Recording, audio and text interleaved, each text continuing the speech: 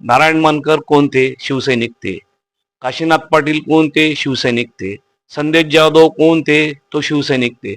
जो जब से मैंने पार्टी छोड़ी है, बहुजन विकास आघाड़ी मैंने छोड़ी है, तब से मैं बोल रहा हूँ कि ये पार्टी टूटेगी और एक दिन पूरी टूटेगी, कोई नहीं रहेगा इनके साथ। बहुजन विकास आघाड़ी में ये रिवर्स प्रोसेस चालू हो गई है और भविष्य में बहुजन विकास आघाड़ी खाली फैमिली के लिए मर्यादित रहेगी, ऐसा मेरा दावा है। नमस्कार, मैं गोपाल सिंह और आप देख रहे हैं रियल न्यूज नेटवर्क। दोस्तों, जिस तरह से बहुजन विकास आघाड़ी के नगर सेवक भाजपा का दामन थाम रहे हैं, पता नहीं आने वाले चुनाव से पहले और कितने लोग जाएंगे। और इसी मुद्दे पे मेरे साथ में बातचीत करने के लिए शिवसेना के तालुका प्रमुख सुदेश चौधरी जी। तो बने रहिए और देखते रहिए रियल न्यूज नेटवर्क।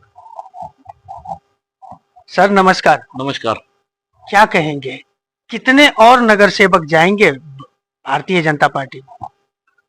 देखो, आप अगर जानते हैं तो आप मेरी जो जब से मैंने पार्टी छोड़ी है, बहुजन विकास आघाड़ी मैंने छोड़ी है, तब से मैं बोल रहा हूँ कि ये पार्टी टूटेगी और एक दिन पूरी टूटेगी, कोई नहीं रहेगा इनके साथ। ये मैंने पहले जब से पार्टी छोड़ा, जब से मैं बोल रहा हूँ ये चीज। मतलब इसमें कहीं ऐसा तो नहीं कि आप पूरे जो संदर्भ चल रहा है उस पे आपकी पूरी नजर रहती है? नहीं, नजर तो रहती है क्योंकि हम 12 महीना 24 घंटा राजनीति करते हैं। राजनीति के साथ हमारा समाजकारण भी रहता है और इस तालुका में जो जो मूवमेंट होती है उसके ऊपर हमारा ध्यान रहता है क्योंकि हम उतने कॉन्शियस है। पिछले विधानसभा चुनाव में हमने देखा आप यहाँ से लेकर के वसई तक पूरी तरह से समर्पित हो चुके थे भारतीय जनता पार्टी के जीत के लिए। ठीक है, आपकी तो शिवसेना शिंदे गुट है। अब जो जिस तरह से कल जो गए हैं 4 से 5 जने, उसमें से तो 3 ऐसे चेहरे हैं जो आपके ही क्षेत्र में प्रतिद्वंदी बन जाएंगे। नहीं, देखो, भारतीय जनता पार्टी हमारा मित्र पक्ष है और इस राज्य की राजनीति में और देश की राजनीति में हमारे बड़े भाई है।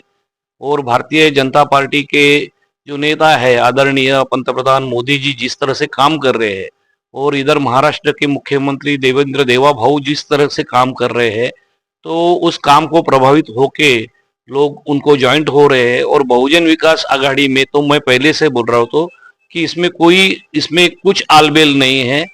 इस पार्टी में का जो पूरी मदार है वो एक ही आदमी पे थी, लेकिन वो आज की तारीख में पिछले 15 सालों से उन्होंने कुछ काम नहीं किया इस क्षेत्र के लिए। और अपने नगर सेवक हो या अपने पदाधिकारी हो, उनके साथ जो दुर्व्यवहार किया है, उस दुर्व्यवहार अभी उसका वो रिटर्न गिफ्ट उन्हें मिल रहा है, ऐसा मैं मानता हूँ।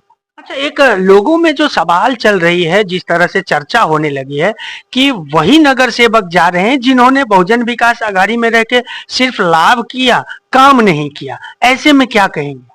नहीं, देखो, हर आदमी जब राजनीति में आता है तो अपने अपनी तरह से काम करने का प्रयास करता है।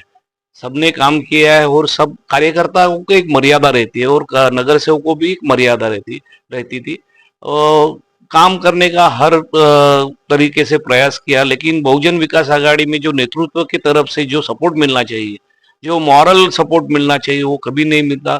और खाली उनके फैमिली का राजनीति वो करते हैं, उनका फैमिली का भला सोचते हैं, अपने कार्यकर्ताओं का, अपने पदाधिकारियों का कुछ भला नहीं सोचते। दिखाने के लिए तो बहुत कुछ करते हैं, लेकिन असलियत में वो अपने पदाधिकारी और कार्यकर्ताओं को अड़चन में लाने का ही काम करते हैं। अच्छा, एक सवाल पैदा होता है, आपका विराट पूर्व में बहुत अच्छी पकड़ थी जब आप बहुजन विकास आघाड़ी में थे तब भी, और अभी भी जब आप शिवसेना में आए तब। ये जो चेहरे 3-4 आए हैं, जैसे माया चौधरी हो, कल्पक पाटिल हो, महेश पाटिल जी हो, तो आपको नहीं लगता है कि आपके भी लिए प्रतिद्वंदता तो शुरू हो गई है? नहीं, भारतीय जनता पार्टी हमारी मित्र पक्ष है और मैं किसी को चुनौती के तौर पे नहीं स्वीकारता हूँ। मैं तो ये मानने वाला हूँ कि मैं काम करता हूँ और मैं लोगों से रिश्ता रखता हूँ, तो लोग उसको डिसाइड करेंगे। और दूसरी बात जो बोल रहे हैं आप कि ये अमुक अमुक लोग निकले, ये तो शुरुआत है।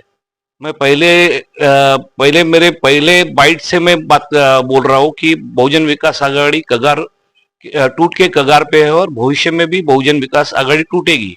अभी अभी ये लोग बोल रहे हैं कि जो निकल रहे हमसे, उन्होंने हमसे पैसा कमाया, वो गद्दार है, ये है वो है। तो मैं उनको पूछना चाहता हूँ, जब बहुजन विकास आघाड़ी बनी तो एक दिन में नहीं बनी। बहुजन विकास आघाड़ी भी दूसरे पक्ष से लेकर लोग आए। नारायण मानकर कौन थे? शिवसैनिक थे। काशीनाथ पाटिल कौन थे? शिवसैनिक थे। संदेश जाधव कौन थे? तो शिवसैनिक थे।